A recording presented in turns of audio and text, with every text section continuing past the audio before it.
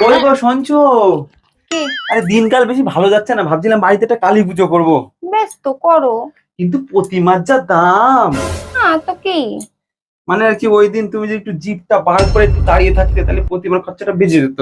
আমিও এটাই ভাবছিলাম, তুমি এখানে দাঁড়াও, আমি রান্নাঘর থেকে একটা আসবটি নিয়ে কেন আসি। কেন, বটি দিয়ে কি হবে? কালী ঠাকুরের হাতে তো একটা কাটা মুন্ডু থাকে না, সে লাগবে তো সেটা। ও বউ তুমি কই কই রে? 7 বছর ধরে বড় মানুষ করেছি, দেখি কিরকম মানুষ হয়েছে। এই বলো তো, এই পৃথিবীতে সব থেকে খারাপ মা কার? আমার মা। আর ভালো মা? তোমার মা। আর সব থেকে খারাপ বোন? আমার বোন। ভালো বোন? তোমার। আর সব থেকে খারাপ ভাই? আমার ভাই। আর সব থেকে ভালো ভাই? তোমার।